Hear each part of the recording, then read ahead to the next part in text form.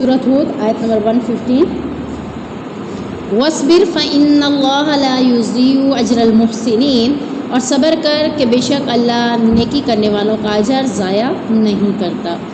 نبی کریم صلی اللہ علیہ وسلم کو دین کی تبلیغ کے حوالے سے جتنی مشقتیں آتی تھیں، جتنی پریشانیاں آتی تھیں، جتنی بھی تکلیفیں آتی تھیں، اللہ کی طرف سے ان تکلیفوں، ان پریشانیوں، ان مصیبتوں کے اوپر کیا حکم دیا جا رہا ہے کہ آپ صبر کریں۔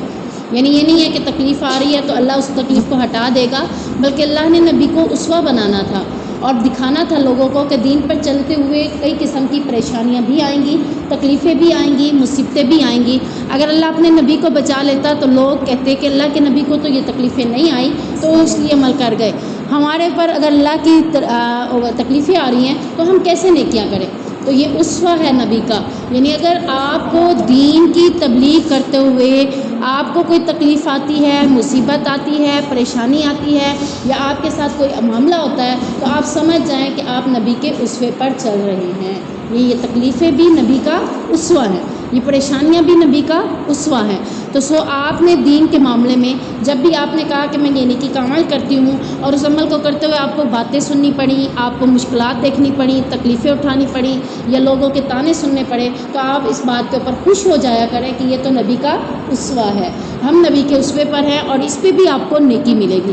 ایگزامپل کے طور پر آپ نے کہا کہ آج کے بعد میں گانے نہیں سنوں گی، نیکسٹ کہیں کسی محفل میں بیٹھے تھے تو لوگوں نے کہا وہ جی اب گانوں کے بغیر بھی کوئی فنکشن ہوتا ہے، اب تم کیا ان کانوں میں انگلیاں دے کر بیٹھو گی، یا دوسری قسم کے طعنے دیے یا باتیں کی یا آپ کے لیے اس محفل میں بیٹھنا ہی مشکل بنا دیا۔ تو یہی نبی کا اسوہ ہے کہ آپ اس مشکل کے اوپر گھبرائے نہیں، بلکہ آپ نے کیا کرنا ہے کہ بلکہ یہ نہیں کہنا کہ اب میں گانا سننا شروع کر دوں، مجھ سے یہ برداشت نہیں ہوتا، بلکہ آپ نے کیا کرنا ہے، اس پہ صبر کرنا ہے اور اپنا آپ کے اوپر استقامت، اپنی نیکی کے اوپر استقامت آپ نے اختیار کرنی ہے۔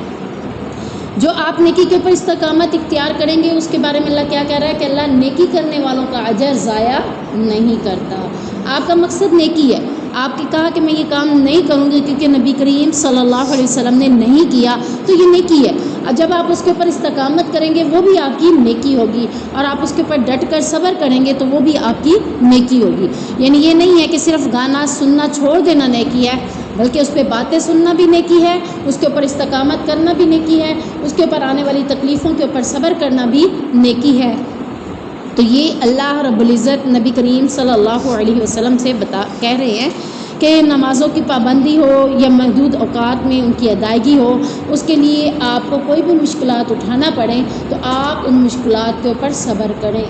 شدید سردی ہے، دل نہیں چاہ رہا وضو کرنے کا، ٹھنڈا پانی ہے چاہے گرم پانی ہے، بستر سے نکلنے کو دل نہیں کر رہا۔ ابھی کیا ہے، تکلیف یہ ہے کہ اپنا بستر میں چھوڑ کر اللہ کی راہ میں کھڑی ہوتی ہوں تو میں اگر اپنے آپ کو ٹھنڈے پانی سے وضو کرا کر یا ٹھنڈ میں باہر نکلتی ہوں، یہ تکلیف تھوڑی سی جو مجھے برداشت کرنی پڑتی ہے، تو اس کے اوپر مجھے صبر کرنا چاہیے، کیونکہ یہ نہیں ہے کہ تکلیف آنے پر آپ اس نیکی کو چھوڑ دیں، بلکہ اس کے اوپر آپ صبر کریں۔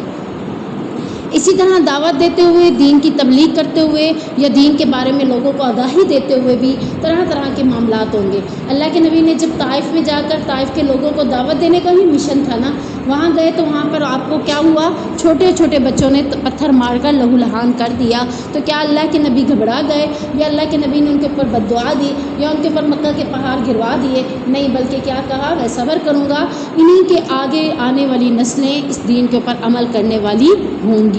تو اللہ کے نبی کا اسوہ کیا ہے، صبر کرنا اور نیکی کے اوپر استقامت کرنا۔ اب یہ جو اجر المحسنین، لفظ محسنین ہے، اس کا اصل معنی کیا ہے، احسان کرنا۔ احسان کیا ہے، اصل میں ایک نیکی کرنے سے مراد احسان کرنا ہے۔ اس کے بارے میں حدیث میں آتا ہے، ابو ہریرہ کہتے ہیں کہ ایک دن میں نبی کریم صلی اللہ علیہ وسلم کے سامنے بیٹھے ہوئے تھے ہم لوگ کہ اچانک وہاں ایک شخص آیا، اس نے آپ سے بہت سارے سوال کیے۔ ان سوالوں میں سے ایک سوال یہ بھی پوچھا، احسان کیا چیز ہے؟ یعنی اللہ جو کہہ رہا ہے اجر احسان کرنے والوں کا اللہ ضائع نہیں کرتا، تو یہ احسان کیا چیز ہے؟ آپ صلی اللہ علیہ وسلم نے فرمایا، احسان یہ ہے کہ تم اللہ کی عبادت خشوع، خضوع اور خلوص سے کرو، گویا کہ تم اسے دیکھ رہے ہو۔ یعنی نماز کس لیے پڑھو، اللہ کے لیے پڑھو، اور کیسے پڑھو، خشوع خضوع سے اور خلوص سے۔ خلوص سے مراد کیا ہے کہ اپنے دل سے پڑھو، کسی کے کہنے سے نہیں۔ خلوص یہی ہوتا ہے جب ہم کہتے ہیں نا کہ تم نے یہ تحفہ مجھے خلوص سے دیا ہے، ہاں بھائی میرا اپنا دل چاہ رہا تھا، میں نے دل سے تمہیں یہ تحفہ دیا ہے، تو نماز بھی خلوص سے مراد کیا ہے؟ دل سے پڑھو، کسی کے کہنے پر نہیں پڑھو، کسی کی ترغیب دینے پر نہیں پڑھو، بلکہ تمہارا اپنا دل چاہے کہ میں نماز پڑھوں، تو یہی کیا ہے؟ احسان ہے کہ تم گویا نماز عبادت ایسے کرو کہ اس میں خشوع بھی ہو، خضوع بھی ہو، خلوص بھی ہو، یہ تینوں چیزیں ہونی چاہیے۔ خشوع کا مطلب کیا ہے؟ ڈرنا، اللہ کا ڈر ہو کہ اللہ رب العزت کے سامنے اگر میں نہ کھڑی ہوئی تو اللہ مجھے کل قیامت کے دن جب کھڑا کرے گا تو میں اللہ کو کیا جواب دوں گی۔ خضوع کیا ہے؟ کہ اس میں آپ اتنے منہمک ہو جائیں کہ آپ کو ادھر ادھر کا پتہ نہ چلے کہ ادھر ادھر کیا ہو رہا ہے۔ صحابہ کی نماز کے بارے میں آتا ہے کہ صحابہ جب نماز پڑھنے کھڑے ہوتے تھے تو گھر والے، ایک صحابی کے بارے میں آتا ہے کہ وہ جب گھر میں داخل ہوتے تو سب لوگ خاموش ہو جاتے تھے، کیونکہ وہ ذرا تھوڑا سا مزاج میں اس طرح سے تھے کہ وہ مذاق کو اور اس طرح کی باتوں کو پسند نہیں کیا کرتے تھے۔ جب وہ نماز پڑھنے کھڑے ہوتے تو ان کے اہل و عیال کہتے اب جو مرضی ہے باتیں کر لو، اب تو انہیں پتہ ہی نہیں چلے گا۔ اور ہم جب نماز کے لیے کھڑے ہوتے ہیں تو ہمارے ارد گرد کیا ہو رہا ہے، پیچھے کیا ہو رہا ہے، ہمیں سب پتہ چل رہا ہوتا ہے، تو ہماری نماز میں کیا ہے؟ خشوع نہیں ہے، خضوع نہیں ہے۔ خشوع اللہ کا ڈر ہو کہ میں ادھر ادھر نہیں بلکہ اپنے آپ کی ساری توجہ اللہ کی طرف کروں اور اس میں اتنا دل لگا کے کروں۔ آپ دیکھیں کہ آپ کا کون سا کام ایسا ہے جس میں آپ کا اتنا دل لگتا ہو اور آپ اس میں اتنا دل لگانے کے بعد 2-3 گھنٹے بھی اس میں اتنے منہمک ہو کہ آپ کو کچھ یاد ہی نہ رہتا ہو۔ ایسے ہی اللہ کی عبادت جب کرنے کھڑے ہوں تو آپ کو کچھ بھی ادھر ادھر کا یاد نہ ہو۔ یہ نہ ہو کہ جلدی سے نماز پڑھو پھر موبائل اٹھانا، پھر موبائل کے اوپر چیزیں دیکھنی ہے، جلدی نماز پڑھ لو میں نے فلاں کام کرنا ہے، جلدی کر لو پھر یہ کرنا ہے۔ نہیں، نماز میں بھی آپ اتنے منہمک ہو جائیں، اللہ کی طرف آپ کی توجہ اتنی زیادہ ہو جائے کہ آپ کو اللہ سے باتیں کرتے ہوئے مزہ آنا چاہیے، اور پھر اس میں کیا ہوگا؟ خلوص۔ جب آپ کو اللہ سے بات کرتے ہوئے مزہ آئے گا تو پھر اس میں کیا ہو جائے گا؟ خلوص ہوگا۔ جیسے آپ کہتے ہیں کہ میرے ساتھ دوستی تمہاری کیسی ہے، میں دیکھتی ہوں تم اوپر اوپر سے میرے سے باتیں کرتی ہو، دل میں تمہارے میرے کچھ بھی نہیں ہے، تو ایسے نہ ہو کہ نماز آپ اوپر اوپر سے پڑھیں اور آپ کے دل میں کچھ بھی نہ ہو۔ آپ کے دل میں کیا ہو کہ میں رب کے سامنے کھڑی ہوں، اور آپ اپنی کیفیت ایسی بنا لیں کہ اللہ مجھے دیکھ رہا ہے۔ یعنی احسان کیا ہے کہ تم اللہ کی عبادت اس طرح سے کرو کہ گویا تم اسے دیکھ رہے ہو۔ جب آپ کو پتہ ہوگا کہ میں اللہ کو دیکھ رہی ہوں، آپ نے کبھی فیل کیا نماز میں کہ میں اللہ کو دیکھ رہی ہوں؟ آپ کو نماز میں کبھی ایسے محسوس ہوا کہ میں سجدے میں جا رہی ہوں تو اللہ کے آگے جھکی ہوئی ہوں، اگر میں رکوع میں کھڑی ہوئی ہوں تو میں اللہ کے آگے جھکی ہوئی ہوں؟ یہ کیفیت آپ نے بنانی ہے۔ یعنی جیسے مثال کے طور پر آپ نے سجدہ کیا، اب میرے آگے یہ ہے، مجھے ایسے فیل ہو کہ میرے آگے اللہ میرے بیٹھا ہے، میں اللہ کو دیکھ رہی ہوں کہ اللہ میرے آگے بیٹھا ہے، یہ نہیں ہے کہ اس کی شکل دیکھ رہی ہوں۔ ٹھیک ہے نا؟ جب کسی کے بارے میں آپ کو بتایا جاتا ہے آپ کنسیپٹ میں اپنے آپ کے ویسے ایک تشبیہ بنا لیتے ہیں، ٹھیک ہے نا؟ اللہ کے بارے میں بھی یہی ہے کہ بس اللہ بیٹھا ہے اور میں اس کو دیکھ رہی ہوں، کیونکہ اللہ نے کہا کہ میں نے ثم استوى علی العرش، میں نے قرار پکڑ لیا آسمان کے اوپر، اپنی کرسی کے اوپر، استوا یعنی عرش کے اوپر میں نے قرار پکڑ لیا۔ اب وہ بیٹھا ہوا ہے، وہ اپنی شان و شوکت کے ساتھ، ایک بادشاہ جس طرح شان و شوکت سے بیٹھتا ہے ایسے ہی وہ شان و شوکت سے اس سے بھی بڑھ کر بیٹھا ہے، کیونکہ وہ تمام بادشاہوں کا بادشاہ ہے۔ تو یہ کیفیت آپ کی نماز کے اندر ہونی چاہیے۔ احسان پوچھا جا رہا ہے تو احسان کے معنی بتائے جا رہے ہیں کہ یا تم اس طرح سے عبادت کرو کہ تم اس کو دیکھ رہے ہو۔ اگر یہ حالت تمہیں نصیب نہ ہو، یعنی یہ کیفیت تمہاری نہ بنے، تو تم اس کو دیکھتے ہو تو یہ خیال رہے کہ وہ ضرور تمہیں دیکھ رہا ہے، تم نہیں دیکھ رہے تو وہ تمہیں دیکھ رہا ہے۔ تمہاری نماز میں تمہیں یہ خیال نہ آئے کہ اللہ کو میں دیکھ رہی ہوں، تو یہ ضرور خیال آنا چاہیے کہ وہ تو مجھے دیکھ رہا ہے، میں کتنے جلدی رکوع کر رہی ہوں وہ دیکھ رہا ہے، میں کتنے جلدی سبحان ربی الاعلیٰ پڑھ رہی ہوں وہ مجھے دیکھ رہا ہے، میں کتنے جلدی نماز میں اللہ اکبر کر کے کھڑی ہوئی، پھر رکوع کر لیا، پھر سجدہ کر لیا، پھر سلام پھیر دیا، کون دیکھ رہا ہے؟ اللہ دیکھ رہا ہے۔ جب آپ کو کوئی دیکھ رہا ہوتا ہے نا تو آپ اس کام کو توجہ سے کرتے ہیں، تو اللہ آپ کو دیکھ رہا ہے، یہ کیفیت بنا لیں۔ اپنی نماز میں آپ توجہ ڈالیں، اپنی نماز میں خلوص ڈالیں۔ خلوص کیا ہے کہ آپ دل سے نماز پڑھنے والے بن جائیں۔ آپ کو کوئی پوچھے کہ آپ نماز پڑھتے ہیں، آپ کہیں کہ یہ تو میرے دل کا سکون ہے، میری آنکھوں کی ٹھنڈک ہے، میں اس کے بغیر نہیں رہ سکتی، یہ آپ کی چاہت نماز بن جائے۔ کیونکہ اللہ کے نبی صلی اللہ علیہ وسلم سے جب پوچھا گیا سب سے افضل عمل اللہ کو کون سا پسند ہے، فرمایا کہ نماز کو اول وقت میں ادا کرنا اور خشوع و خضوع سے پڑھنا اللہ کو یہ عمل بہت ہی زیادہ پسند ہے۔ تو اللہ ہمیں بار بار اپنی طرف جھکنے والا بنا دے۔ یہ 10 دن ہیں آپ کے پاس، نفل بھی پڑھ سکتے ہیں، روزے بھی رکھ سکتے ہیں، صدقہ و خیرات بھی کر سکتے ہیں، یعنی آپ نے کثرت سے نیکیاں کرنی۔ اب نیکی میں ہر وہ کام کرنے کی کوشش کریں جو آپ کو لگے کہ یہ نیکی ہے، میں کر لوں۔ کسی نے کہا پانی تو پلا دو، آپ نے یہ نہیں دیکھنا کہ اس نے اس کو کہا ہے پانی پلا دو، آپ نے اٹھ کے پلا دینا۔ کیوں؟ کیونکہ ان 10 دنوں کے اندر جو بھی آپ نیکی کریں گے وہ عام نیکی کی نسبت زیادہ اجر والی ہوگی۔ تو آپ نے نیکی خود ڈھونڈنی ہے کہ ان 10 دنوں میں کون سی نیکی کروں، کون سا عمل کروں، کیسی نیکی کروں کہ اللہ مجھ سے قریب ہو جائے۔ اشراق کا اہتمام شروع کر لیں، صدقہ و خیرات کا اہتمام کریں۔ قرآن پاک 10 دنوں میں ایک بار تو کمپلیٹ ہو سکتا ہے، آرام سے ہو سکتا ہے۔ آپ چاہیں تو اس کو زیادہ سے زیادہ کرنا چاہیں زیادہ بھی پڑھ سکتے ہیں۔ تو یہ آپ نے اپنے ٹائم کو اسپینڈ کرنا ہے تاکہ آپ کی یہ 10 دن جن کی اللہ نے قسم کھا کے کہا کہ مجھے یہ 10 دن بہت پسند ہیں، تو اللہ ہمارے ان 10 دنوں کی نیکیوں کو بھی پسند کر لے۔ تو یہی احسان ہے کہ آپ عبادت ایسے کریں کہ گویا آپ دیکھ رہے ہیں یا وہ آپ کو دیکھ رہا ہے۔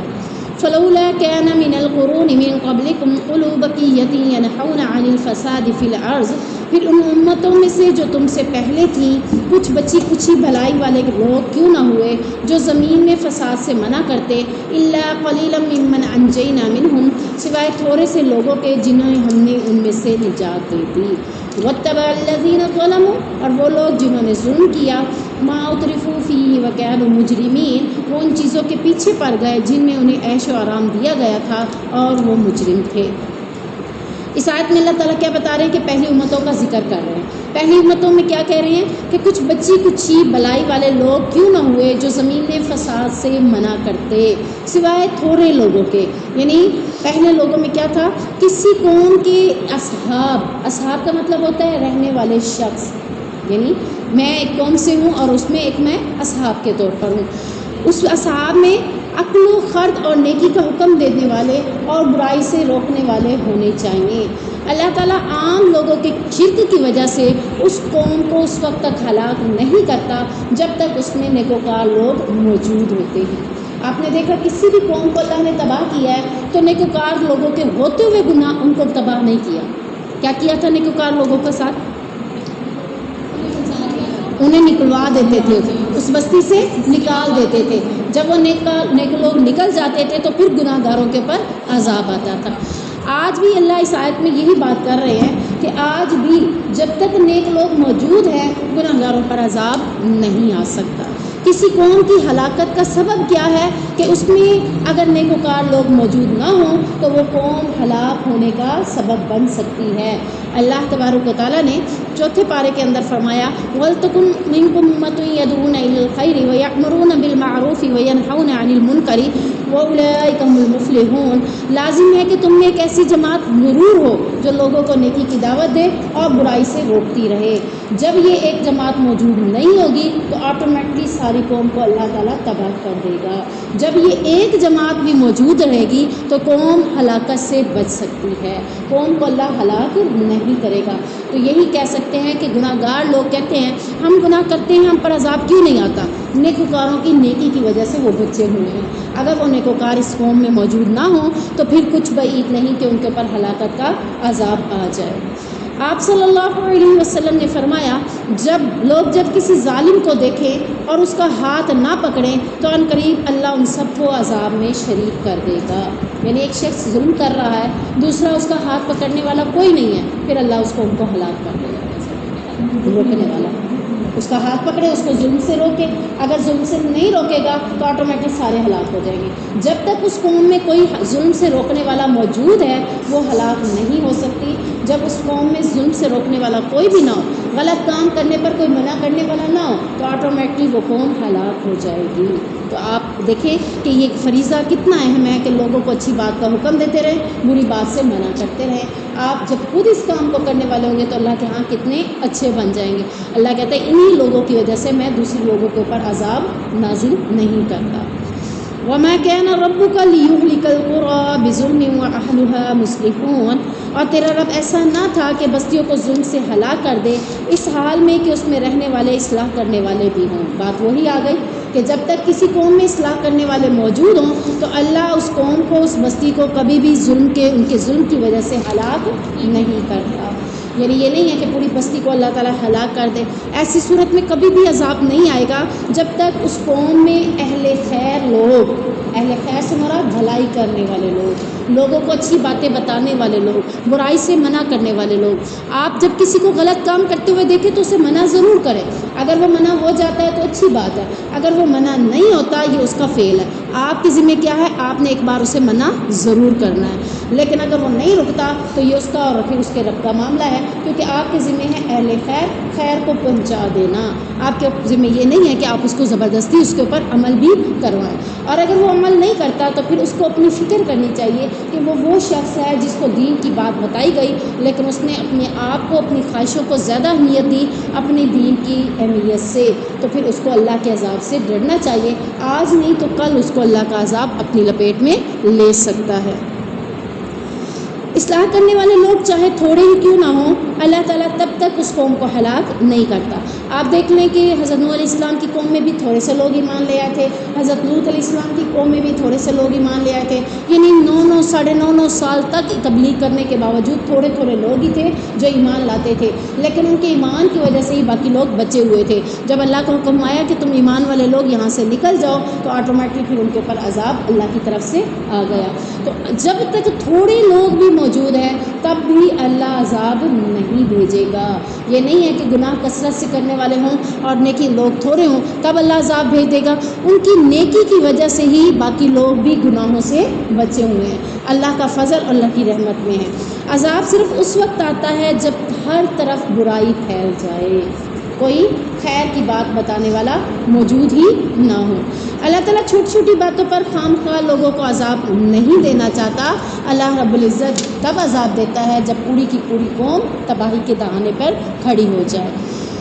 آپ صلی اللہ علیہ وسلم نے فرمایا، اللہ تعالیٰ فرماتا ہے، اے میرے بندوں میں نے ظلم کو اپنے اوپر حرام کر دیا، یعنی یہ ظلم اللہ نے حرام کیا ہے اس لیے اللہ تعالیٰ ظلم نہیں کر رہا۔ اگر اللہ تعالیٰ پوری بستی کے اوپر عذاب بھیج دے جس میں نیکوکار لوگ بھی موجود ہو تو آٹومیٹکلی ہم کیا کہہ سکتے ہیں، پھر تو ظلم ہوا نا ان لوگوں کے ساتھ، تو اللہ نے ظلم کو اپنے اوپر حرام کر دیا ہے۔ اللہ کسی بندے کے اوپر ظلم نہیں کرتا اور تم پر بھی اسے حرام کر دیا گیا ہے، جس طرح سور کا گوشت حرام ہے، شراب حرام ہے، گانا سننا حرام ہے، اسی طرح کسی کے اوپر ظلم کرنا بھی حرام ہے، کسی کو تکلیف دینا ظلم میں شامل ہے، ٹھیک ہے نا، میں نے کسی کو تکلیف دے دی یہ بھی ظلم ہے، ظاہری بات ہے اس کے اوپر ظلم کیا، میں نے کہا کہ نہیں تم نے یہ سارا کام کر کے دینا ہے، اب یہ اس کے اوپر ظلم زیادتی ہے، وہ کر ہی نہیں سکتا، تو ایسے چھوٹی چھوٹی باتوں کے اوپر بھی ظلم میں ان سے منع کرنا چاہیے کیونکہ اللہ نے ظلم کو حرام کر دیا۔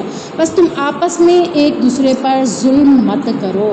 ایک شخص پورا گھر سنبھالا ہوا ہے، دوسرا آرام سے بیٹھا رہے، جو بیٹھا ہوا ہے وہ دوسرے کے اوپر کیا کر رہا ہے، آنکھوں سے دیکھ بھی رہا ہے کہ کام ہو رہے ہیں، سب کچھ ہے، میں کیوں کروں، میں تو بیٹھی ہوں، یہ کر رہا ہے کرتا رہے، یہ کیا ہے، ظلم ہے، دوسرے کے اوپر ظلم ہے، بوجھ ہے۔ جب تم بھی اس گھر میں رہ رہے ہو وہ بھی اسی گھر میں رہ رہا ہے تو دونوں کا کام ہے کہ دونوں مل کر اس گھر کو سنواریں، کیونکہ ایک دوسرے کے اوپر بوجھ ڈالنا، ایک دوسرے کے اوپر زیادتی کرنا یہ بھی ظلم میں شمار ہوتا ہے۔ آپ صلی اللہ علیہ وسلم نے فرمایا، نیک لوگ یک کے بعد دیگرے گزر جائیں گے، یعنی ایک وقت ایسا بھی آئے گا، قیامت ظاہری بات ہے آنی ہے نا، تو قیامت کب آئے گی، جب سارے نیک لوگ گزر جائیں گے، کوئی بھی نیک لوگ موجود نہیں ہوگا، پھر ان کے بعد باقی جو لوگ ہوں گے ان کی مثال کیا دی، جو کہ بھوسے یا کھجور کے کچرے کی طرح کچھ لوگ باقی رہ جائیں گے، یعنی ایمان والوں کی فضیلت اپنی جگہ، گناہ گار کو اللہ کیا کہہ رہا ہے، جیسے ہمارے ہاں کچرا ہوتا ہے نا، ہم کہتے ہیں اب یہ کچرا اس کو پھینک دو، سبزی بنا لی، سبزی اندر سے نکال لی، پھل کاٹ لیا، پھل نکال لیا، اب یہ باقی کیا ہے، کچرا ہے، اس کو پھینک دو، یہ کسی کام کا نہیں ہے۔ نیک لوگوں کے بعد گناہ گار لوگوں کا کوئی حال نہیں ہے، وہ کچرے کی مانند ہے، وہ جو کہ بھوسے کی مانند ہے۔ اللہ رب العزت فرما رہے ہیں، اللہ پھر ان کی کچھ بھی پرواہ نہیں کرے گا۔ پرواہ کیوں کر رہا ہے، کھانا کیوں دے رہا ہے، گندم اناج دالیں پھل، یہ سب اللہ کیوں دے رہا ہے، نیکوکار لوگوں کی وجہ سے۔ اگر یہ نیکوکار دیگر بعد لے کے گزر جائیں گے پھر اللہ کو کوئی پرواہ نہیں ہے کہ کسی کے ساتھ کیا ہوتا ہے اور کیا نہیں ہوتا۔ وَلَوْ شَاءَ رَبُّكَ لَجَعَلَ النَّاسَ أُمَّةً وَاحِدَةً وَلَا يَزَالُونَ مُخْتَلِفِينَ اور اگر تیرا رب چاہتا تو یقیناً سب لوگوں کو ایک ہی امت بنا دیتا اور وہ ہمیشہ مختلف رہیں گے. یعنی اب اس آیت میں اللہ کیا بتا رہا ہے؟ اللہ کی منشا ہی نہیں ہے. اللہ یہ چاہتا ہی نہیں تھا کہ سارے ایک امت بنے. ہم کہتے ہیں وہ اہل حدیث ہے، وہ اہل سنت ہے، وہ کیوں بن گیا، وہ یہ کیوں بن گیا، وہ کیوں بن گیا، وہ دیوبندی کیوں بن گیا، وہ اہل حدیث بن گیا، وہ اہل تشیع بن گیا، فلاں کیوں بن گیا، سارے ایک کیوں نہیں ہیں؟ اللہ کہتا ہے یہ میری منشا ہی نہیں ہے. میں چاہتا تو سب کو ایک ہی بنا لیتا، لیکن یہ میری منشا نہیں ہے. میں نے سب کو ایک امت نہیں بنایا، بلکہ میں نے کیا کیا ہے؟ میں نے اس آیت میں اللہ کہہ رہا ہے الا من رحم ربک، مگر جس پر تیرا رب رحم کرے. یعنی تمام بنی انسان کو کفر یا ایمان کی صرف ایک راہ پر اکٹھا کرنا اللہ کے لیے کوئی مشکل نہیں ہے. اللہ چاہے تو سب کو کفر پر جمع کر دے، چاہے تو سب کو ایمان پر جمع کر دے، اسلام پر، لیکن اس نے ایسا نہیں کیا. اس لیے اس نے ایسا نہیں کیا کہ لوگ ہمیشہ ہی آپس میں عقیدہ و دین کے بارے میں اختلاف میں رہیں گے، عقیدے میں بھی اور دین میں بھی.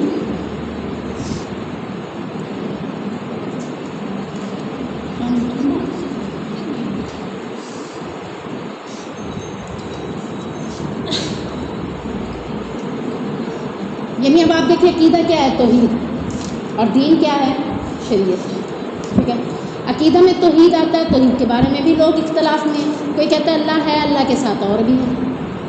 یہ اللہ کے ساتھ دربار والے جو ہیں یہ ہماری باتیں پہنچاتے ہیں. یہ اللہ کے ساتھ جو اولیاء اللہ بیٹھے ہیں یہ باتیں پہنچاتے ہیں. کچھ کہتے ہیں اللہ کے ساتھ بت ہیں تو وہ بھی اللہ تک بات. اب عقیدے میں بھی سب نے اختلاف کیا. حالانکہ عقیدہ کیا تھا؟ لا الہ الا اللہ، کہ اللہ کے سوا تمہارا کوئی معبود نہیں ہے. تم نے سجدہ کس کو کرنا ہے؟ صرف اللہ کو. جھکنا کس کے آگے ہے؟ صرف اللہ کے. اس کے علاوہ کسی اور کے آگے جھکنا نہیں. اب اس میں بھی لوگ اختلاف میں ہیں، جھکتے ہیں، لوگوں کے آگے بھی جھکتے ہیں، قبروں کے آگے بھی جھکتے ہیں، پیروں کے آگے بھی جھکتے ہیں، اولیاء اللہ کے آگے بھی جھکتے ہیں. اس میں بھی اختلاف میں ہو گئے. اور دین کے بارے میں بھی اختلاف کر دیا. کوئی کہتا ہے طلاق ایک ہی بار میں تینوں دے دی جائیں طلاق ہو جائے گی. کوئی کہتا ہے نہیں، ایک بار میں ایک ہوگی، تین نہیں ہوں گی. تو اس میں بھی اختلاف ہے. اسی طرح ہم اور بھی دین کے کئی مسائل ہیں جن کے اوپر لوگوں کا اختلاف ہے. نماز کے معاملے میں بھی اختلاف ہے، روزے کے معاملے میں بھی اختلاف آ جاتا ہے. کوئی کہتا ہے 8 ذی الحج کا بھی روزہ رکھے، 9 ذی الحج کا بھی روزہ رکھے. کوئی کہتا ہے صرف 9 ذی الحج کا روزہ رکھے. کوئی کہتا ہے جب سعودیہ میں 9 ذی الحج ہو تو تب رکھے. اب یہ اختلاف کیوں ہے؟ اللہ کہہ رہا ہے یہی اختلافات میں تم نے اپنے دین کو ڈھونڈنا ہے. لوگ اختلافات میں رہیں گے. کوئی یہودی ہوگا تو کوئی نصرانی ہوگا، کوئی مجوسی ہوگا تو کوئی مشرک ہوگا، کوئی مسلمان ہوگا، یہاں تک کہ قیامت آ جائے گی. البتہ ان میں سے جن کے حال پر اللہ رحم کرے، اللہ من رحم رب کمائنی، ان ساروں میں سے جس کے اوپر اللہ اپنا رحم کر دے اسے دین کی سمجھ دے دیتا ہے. جب آپ کے اندر کسی چیز کی جستجو ہو نا کہ میں نے اس کو کرنا ہے کام کو، تو آٹومیٹکلی آپ وہ کام کر لیتے ہیں. جب آپ کے دل میں یہ جستجو ہوگی کہ میں نے اصل دین کو پہچاننا ہے، اصل دین کو ڈھونڈنا ہے، میں نے دیکھنا یہ ہے کہ نبی نے وضو کیسے کیا، نبی نے وضو کا طریقہ کیا بتایا، آپ اس تک پہنچ جائیں. اگر آپ کے دل میں یہ چیز نہیں آئے گی تو آپ کبھی بھی نہیں پہنچیں گے دین کی طرف. الا من رحم ربک، جس پر تیرا رب رحم کرے. رحم کس پر کرتا ہے؟ پیچھے ہم نے پڑھا ہے اللہ ہدایت کس کو دیتا ہے؟ اس کو جو مانگتا ہے، اس کو جو اس راستے پہ چلتا ہے. رحم بھی کس پر کرے گا؟ اسی کے اوپر جو رحم کا مستحق بنے گا. ایسے تو کسی کے اوپر رحم نہیں کر دے گا نا. اللہ جس پر اپنا رحم کرے، جس کے دل میں طرف دیکھے گا، اسے دین کی سمجھ عطا کر دے گا. وَلِذَلِكَ خَلَقَهُمْ، اور اس نے انہیں اسی لیے پیدا کیا کہ وہ اللہ کی عبادت کے اللہ کی عبادت کے ساتھ مخلص ہو جائیں. وَتَمَّتْ كَلِمَةُ رَبِّكَ، اور تیرے رب کی بات پوری ہو گئی. لَأَمْلَأَنَّ جَهَنَّمَ مِنَ الْجِنَّةِ وَالنَّاسِ أَجْمَعِينَ، کہ میں جہنم کو جنوں اور انسانوں سب سے ضرور بھروں گا. اگر اللہ سب کو ایک امت بنا دیتا، ایک ہی فرقے میں رکھ لیتا، پھر جہنم میں کس کو لے جاتا؟ اللہ نے کیا کہا تھا؟ لَأَمْلَأَنَّ، کس سے کہا تھا؟ شیطان کو کہا تھا. شیطان نے جب کہا تھا کہ مجھے اختیار دے، تو نے مجھے جہنم میں ڈال دیا، تو مجھے اختیار دے کہ میں تیرے ساتھ اپنے ساتھ ان لوگوں کو بھی جہنم میں لے آؤں. اللہ نے کہا تھا لَأَمْلَأَنَّ مِنَ الْجِنَّةِ وَالنَّاسِ أَجْمَعِينَ، جا تجھے اختیار دے دیا، جو تیری پیروی کرے گا وہ تیرے ساتھ جہنم میں، وہ جنوں میں سے بھی ہوگا، انسانوں میں سے بھی ہوگا. اب اللہ نے انسانوں کے ساتھ جہنم کو بھرنا ہے تو اختلاف آپ اپنے اپنے طور پر کریں گے. اللہ نے اختلاف کو نہیں بنایا. اختلاف اللہ نے نہیں بنایا، اللہ نے سب کو ایک ہی مائنڈ دیا ہے، ایک ہی دین دیا ہے، ایک ہی رب ہے، ایک ہی رسول ہے، ایک ہی کتاب ہے، پھر اس میں اختلاف ہم خود ہی کر رہے ہیں۔ آپ دیکھیں ماں ایک ہی ہے سب کی پرورش اس نے ایک جیسی کی ہے، سب کو ناشتہ ایک جیسا بنا کر دیتی رہی ہے۔ اب بچے بڑے ہو گئے ہیں، اس نے ناشتے میں ایک ہی چیز منگوا کے رکھ لی۔ ایک بچہ آیا پوچھا ناشتے میں کیا ہے، اس نے کہا یہ چیز ہے، کہا میں نہیں کھاؤں گا۔ اختلاف کس نے کیا؟ ماں نے کیا۔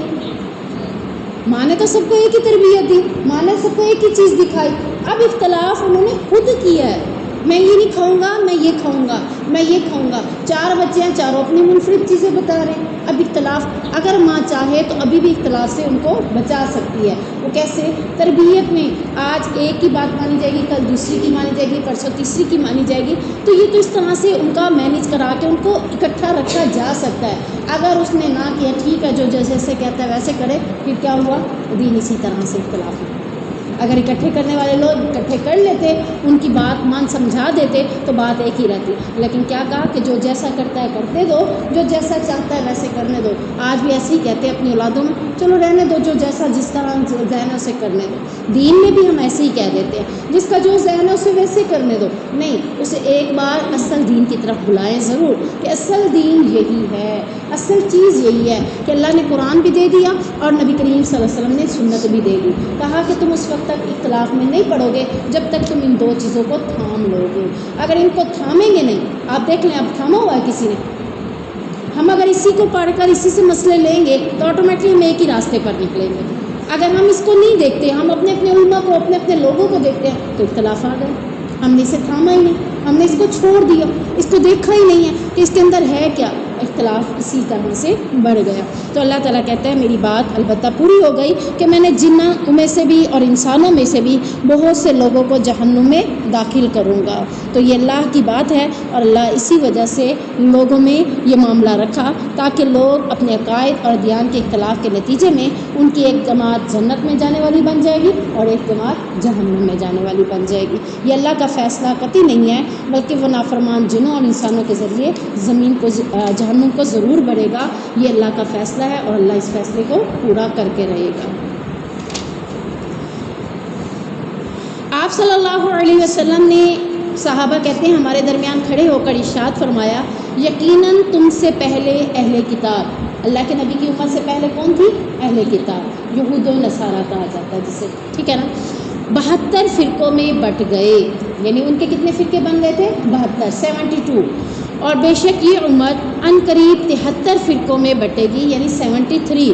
سنو 72 فرقے دوسری ہوں گے اور ایک جنتی، اور یہی الجماع ہوگا، یعنی یہی جماعت ہوگی جو جنت میں جائے گی۔ اب وہ کون سی جماعت ہوگی؟ اللہ رب العزت کے دین کے مطابق، قرآن اور سنت کے مطابق جو چلنے والا ہوگا وہ آٹومیٹلی اسی پر چلے گا، نہ وہ اہل حدیث ہوگا نہ اہل سنت ہوگا۔ اہل حدیث میں کئی ایسے لوگ پڑے ہیں جو حدیثوں پہ عمل نہیں کرتے، اہل سنت میں کئی ایسے لوگ پڑے ہیں جو سنتوں پہ عمل نہیں کرتے۔ تو یہ نہیں ہے کہ کسی ایک فرقے کی وجہ سے وہ جنت میں جائیں گے۔ اللہ کیا کہہ رہا ہے؟ وہ جنت میں جائے گا جس نے کتاب و سنت کو تھام لیا، وہ چاہے اہل حدیث ہو، وہ چاہے اہل سنت ہو، جس نے بھی اس میں تھام لیا وہ خود بخود جنت کی طرف چلا جائے گا۔ آپ صلی اللہ علیہ وسلم نے فرمایا، ایک اور حدیث میں آتا ہے کہ یہودی 71 اور یا 72 فرقوں میں بٹے تھے، نصارہ اور میری امت 73 فرقوں میں بٹے گی۔ اس لیے میں ہے کہ یہود و نصارہ دونوں 72 فرقوں میں بٹے ہیں۔ یہاں کہا جا رہا ہے کہ 71 یا 72 فرقوں میں یہودی تھے، لیکن نصارہ اور میری امت 73 فرقوں میں، یعنی باہر قریب قریب ہی ہیں۔ تو یہ سب باتیں کیا ہیں؟ یہ سب پہلے سے ہی اختلافات چلے آ رہے ہیں، اور اس میں ہمیں یہ نہیں دیکھنا کہ کون کیا کہتا ہے، ہمیں دیکھنا یہ ہے کہ نبی نے کیا کہا ہے۔ جب ہم دیکھیں گے کون کیا کہتا ہے پھر ہماری بات نہیں ہوگی، ہم یہ دیکھیں گے کہ نبی نے کیا کہا اس معاملے میں۔ خوشی ہے تو نبی نے کیسے سیلیبریٹ کی، غم ہے تو نبی نے کیسے کیا۔ آپ کے سامنے فوتیاں بھی ہوئی، آپ کے سامنے شادیاں بھی ہوئیں، آپ کے سامنے زندگی بھی گزری، آپ کے سامنے مصیبتیں بھی آئیں، پریشانیاں بھی آئیں، سارے معاملات ہوئے، کھانا بھی تھا، نہیں بھی تھا، سارا کچھ تھا نا۔ تو اللہ کے نبی نے وہاں کیا کیا کردار اپنایا، اور نماز کیسے پڑھی، روزہ کیسے رکھا، صدقہ کیسے کیا، یہ سارے کام ہم نے نبی کو فالو کریں گے تو انشاءاللہ وہ جماعت بن جائیں گے جو جنت میں جانے والی ہوگی۔ اسی طرح حدیث میں آتا ہے کہ نبی کریم صلی اللہ علیہ وسلم نے فرمایا، جنت اور دوزخ کی آپس میں گفتگو ہوئی، یعنی اللہ چاہے تو کسی کو بھی بولنے کی طاقت دے سکتا ہے. ہمارے ہاتھ بھی تو بولیں گے نا. تو اب ہمیں یہ نہیں آ سکتا کہ جنت اور جہنم کیسے بول سکتی ہے. وہ تو ایک زمین ہے، اللہ زمین کو حکم دے وہ بھی بولنا شروع کر دے گی، بتائے گی نا. یہاں تک کہ کل قیامت کے دن زمین بھی آپ کے حق میں گواہی دے گی اور آپ کے حق میں بولے گی. اگر آپ نے اس زمین پر غلط کام کیا ہوگا وہ زمین بتائے گی کہ یہاں پر اس نے یہ گناہ کا کام کیا تھا. اگر اس زمین پر اس جگہ پر آپ نے اچھائی کی ہوگی تو وہ بول کر کہے گی اللہ اس جگہ پر اس نے اچھائی کی تھی. جب وہ بول سکتی ہے تو جنت اور جہنم بھی بول سکتی ہے. جنت اور جہنم کی آپس میں گفتگو ہوئی. جہنم نے کہا میں تکبر اور ظلم کرنے والوں کے ساتھ مخصوص کی گئی ہوں. یعنی میرے اندر کون سے لوگ آئیں گے؟ جنہوں نے تکبر کیا ہوگا، جنہوں نے ظلم کیا ہوگا، میں ان کے لیے مخصوص حصہ ہوں. جنت نے کہا مجھے کیا ہوا، میرے اندر صرف کمزور اور کم رتبے والے لوگ ہی داخل ہوں گے. یعنی جو ناتواں ہے، کمزور ہے، ظالم تکبر کرنے والا جو ہے وہ بادشاہ بن جاتا ہے. کمزور جو ہیں، ناتواں جو ہیں وہ میرے اندر داخل ہوں گے. اس پر اللہ عز و جل نے جنت سے فرمایا تو میری رحمت ہے، میں اپنے بندوں میں سے جس پر چاہوں گا تیرے ذریعے رحم کروں گا. آیت میں بھی یہ ہے نا الا من رحم ربک، میں جس پر چاہوں گا اپنی رحمت کروں گا. دعا کیا کریں کہ اللہ ہمارا شمار ان لوگوں میں کر دے جس پر اللہ اپنی رحمت فرما دے. اور جہنم سے فرمایا تو میرا عذاب ہے، میں اپنے بندوں میں سے جسے چاہوں گا تیرے ذریعے سے عذاب دوں گا اور تم دونوں کو بھر دیا جائے گا. دوزخ تو اس وقت تک نہیں بڑھے گی جب تک اللہ رب العزت اپنا قدم اس پر نہیں رکھے گا. حل من مزید، حل من مزید کے نعرے لگا رہی ہوگی کہ ابھی اور بھی میرے اندر گنجائش ہے، اور بھیجو میرے اندر لوگوں کو. اللہ اپنا قدم رکھے گا، پھر دوزخ کہے گی بس. اب اس وقت وہ بولے گی بس بس، اس وقت دوزخ بھر جائے گی اور اس کا بعض حصہ بعض کے اوپر چڑھ جائے گا. یعنی اتنی بھر جائے گی کہ ایک حصہ دوسرے حصے کے اوپر چڑھنا شروع ہو جائے گا. لوگ ایک دوسرے کے اوپر دوڑنا شروع، یعنی تنگ جگہ، تنگی سما بن جائے گا. اور اللہ تعالیٰ اپنے بندوں میں سے کسی پر ظلم نہیں کرے گا. اور جنت کو بھرنے کے لیے اللہ تعالیٰ ایک اور مخلوق پیدا کرے گا. یعنی اب آپ کو یہ پتہ ہونا چاہیے جہنم کیسے بڑھے گی. سارے جہنمی جہنم میں چلے جائیں گے، جہنم بڑھے گی نہیں. وہ پھر کہے گی حل من مزید، اور دو میرے اندر. اللہ پھر اپنا قدم رکھے گا، پھر وہ کہے گی بس بس، یہاں تک کہ اس کا ایک حصہ دوسرے حصے پر چڑھ دوڑے گا. پھر جنت میں اللہ رب العزت کیا کرے گا؟ کسی پر ظلم نہیں کرے گا کہ وہ گناہ گار ہے تو اس کو جنت میں داخل کر دے. نہیں، ایک اور مخلوق کو پیدا کر کے جنت میں داخل کرے گا، پھر جنت بھی بھر جائے گی. یہ اللہ رب العزت نے جنت اور جہنم کی گفتگو کے مقابلے میں اللہ نے ان دونوں سے بات چیت کی. وَكُلًّا نَقُصُّ عَلَيْكَ مِنْ أَنْبَاءِ الرُّسُلِ مَا نُثَبِّتُ بِهِ فُؤَادَكَ، اور ہم رسولوں کی خبروں میں سے ہر وہ چیز تجھ سے بیان کرتے ہیں جس کے ساتھ ہم تیرے دل کو ثابت رکھیں. یعنی یہ گزشتہ انبیاء کی خبریں، ان کے حالات، ان کے واقعات بتانے کا مقصد کیا ہے؟ تیرے دل کو ثابت قدم رکھنا. جب مجھے پتہ چلتا ہے نا فلاں کے ساتھ بھی ایسا ہوا تھا، فلاں کے ساتھ بھی ایسا ہوا تھا، تو آٹومیٹک دل کو دھارس مل جاتی ہے. اچھا فلاں کے ساتھ بھی ایسا ہوتا ہے، اچھا شادی شدہ لائف میں ایسا ہی ہوتا ہے، ہر دوسرے گھر میں ایسے مسئلے ہوتے ہیں. آٹومیٹک پھر کیا ہوتا ہے، ان مسائل میں الجھنے کی بجائے اپنے آپ کو مضبوط کر لیتی ہوں، ثابت قدم کر لیتی ہوں. اچھا ہر ایک کے ساتھ ایسا ہوتا ہے، میرے ساتھ، میں لڑکی ہوں، میں بڑی ہوئی. اب کچھ بچیاں ایسی ہوتی ہیں جب بالغ ہوتی ہیں تو وہ رونا شروع کر دیتی ہیں، میرے ساتھ یہ کیوں ہو گیا ایسا. تو جب اسے پتہ چلتا ہے کہ ہر بچی جب بالغ ہوتی ہے تو اس کے ساتھ ایسا ہوتا ہے تو وہ آٹومیٹکلی اس کو دھارس مل جاتی ہے. اچھا ہر ایک کے ساتھ ہوتا ہے، سب کو منتھلی یہ سب معاملہ ہوتا ہے، پھر اس کو دھارس مل جاتی ہے، پھر وہ اس کے اوپر گھبراتی نہیں ہے. تو اللہ کہہ رہے ہیں اے نبی، گزشتہ قوموں کے حالات و واقعات بیان کرنے کا مقصد بھی یہی ہے کہ تیری قوم تیرے ساتھ اگر ایسا کر رہی ہے تو پہلی قوموں نے بھی ایسا ہی کیا. اس سے تیرا دل کیا ہوگا؟ فعادت، تیرا دل مثبت، ثابت قدم ہو جائے گا جب ہمیں پتہ ہوگا. اب جب مجھے پتہ ہے کہ میرے نبی کو بھی تکلیفیں ہوئیں، میرے نبی نے بھی اس دین کو تبلیغ میں باتیں سنی، تو آٹومیٹکلی مجھے کیا ملے گی؟ دھارس مل جائے گی کہ اللہ کے نبی ہو کر جب وہ اتنی باتیں سن گئے، اتنی تکلیفیں سہ گئے، تو پھر میں کیا چیز ہوں؟ آٹومیٹکلی پھر میں دین کو چھوڑوں گی نہیں، بلکہ میں بھی نبی کی بات اپنے ذہن میں رکھوں گی کہ اللہ کے نبی نے کہا میرے ہاتھ پر سورج رکھ لو، چاند رکھ لو، جو کر لو، میں اس دین کو نہیں چھوڑنے والا. تو آٹومیٹکلی یہ دھارس مجھے مل جاتی ہے. جب اللہ کے نبی نے تکلیفوں کے اوپر صبر کیا ہے تو مجھے بھی صبر کرنا چاہیے. تو یہاں نبی کو صبر کن چیزوں کے ساتھ دلایا جا رہا ہے؟ نبی کے دل کو ثابت قدم کرنے کے لیے گزشتہ قوموں کے واقعات بیان کرنے کا مقصد یہ بتایا جا رہا ہے کہ یہی ہے کہ تو ثابت قدم ہو، تیری ہمت افزائی ہو. تیرے ساتھ جو کفار برتاؤ کر رہے ہیں، یہ پہلے انبیاء کے ساتھ بھی ان کی قوموں نے ایسا ہی برتاؤ کیا ہے. وجاءك في هذه الحق وموعظة وذکریٰ للمؤمنین، اور تیرے پاس ان میں حق اور مومنوں کے لیے نصیحت اور یاد دہانی آئی ہے۔ یعنی ان قصوں میں کیا ہے، ان واقعات میں کیا ہے، تیرے پاس ان میں حق بات، یعنی تجھے پتہ چل گیا ہے کہ سچ کیا ہے اور اللہ کن لوگوں کا ساتھ دیتا ہے، اور مومنوں کے لیے بھی اس میں نصیحت آ گئی کہ ایمان والے لوگوں کو اللہ ساتھ دیتا ہے اور گناہ گاروں لوگوں کو اللہ پکڑ لیتا ہے، اور ان کے لیے یاد دہانی ہے کہ اگر ہم نے اللہ کے نبی کی نافرمانی کی تو ہمارے ساتھ بھی وہی انجام ہوگا جو کہ گزشتہ انبیاء کی قوموں کے ساتھ ہوا تھا۔ وَقُلْ لِلَّذِينَ لَا يُؤْمِنُونَ اعْمَلُوا عَلَى مَكَانَتِكُمْ إِنَّا عَامِلُونَ، اور ان لوگوں سے جو ایمان نہیں لاتے کہہ دیجئے تم اپنی جگہ عمل کرو، یقیناً ہم بھی عمل کرنے والے ہیں۔ وَانتَظِرُوا إِنَّا مُنتَظِرُونَ، اور انتظار کرو بے شک ہم بھی تمہارے ساتھ انتظار کرنے والے ہیں۔ یعنی مشرکین مکہ کو اس میں سخت قسم کی دھمکی دی جا رہی ہے، اگر تم دعوت اسلام قبول نہیں کرتے، اپنے کفر پر تم اصرار رکھتے ہو تو ٹھیک ہے، تم جو چاہو کرو، تمہارے لیے تمہارا عمل ہے اور ہمارے لیے ہمارا عمل ہے، تم بھی انتظار کرو اپنے عملوں کے انجام کا اور ہم بھی اپنے عمل کے انجام کا انتظار کرتے ہیں۔ وَلِلَّهِ غَيْبُ السَّمَاوَاتِ وَالْأَرْضِ وَإِلَيْهِ يُرْجَعُ الْأَمْرُ، اور اللہ ہی کے لیے پاس ہے جو کچھ آسمانوں میں ہے اور جو کچھ زمین میں غیب کی چیزیں ہیں وہ سب اللہ ہی کے پاس ہے، اور سب کے سب کام اسی کی طرف لوٹائے جائیں گے۔ فَاعْبُدْهُ وَتَوَكَّلْ عَلَيْهِ، سو اس کی عبادت کر اور اس پر توکل کر۔ وَمَا رَبُّكَ بِغَافِلٍ عَمَّا تَعْمَلُونَ، اور تیرا رب ہرگز اس چیزوں سے غافل نہیں ہے جو تم کرتے ہو۔ یعنی اس آیت میں نبی کریم صلی اللہ علیہ وسلم کو تسلی دی جا رہی ہے کہ کفار مکہ کو دھمکی دینے کے بعد اللہ کہہ رہے ہیں کہ اللہ تعالیٰ سب کچھ جانتا ہے، جو کچھ زمین و آسمان میں ہو رہا ہے، آپ کو کرنا کیا ہے، آپ کو اللہ کی عبادت کرنی ہے اور اللہ پر بھروسہ کرنا ہے، آپ اس میں لگے رہیں، کافروں کو ان کے حال پر چھوڑ دیں، اللہ ان کے تمام کرتوتوں کو دیکھ رہا ہے اور انہیں ان کے کیے کی سزا اللہ تعالیٰ خود ہی دے گا۔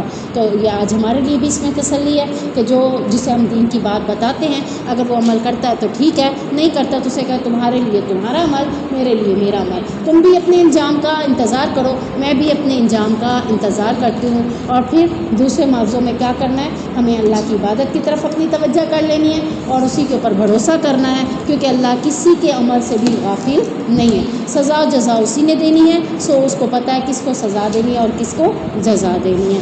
تو اللہ تعالیٰ ہمیں عمل کرنے کی توفیق عطا فرمائے۔ سبحانک اللہم و بحمدک، اشہد ان لا الہ الا انت، استغفرک و اتوب الیک۔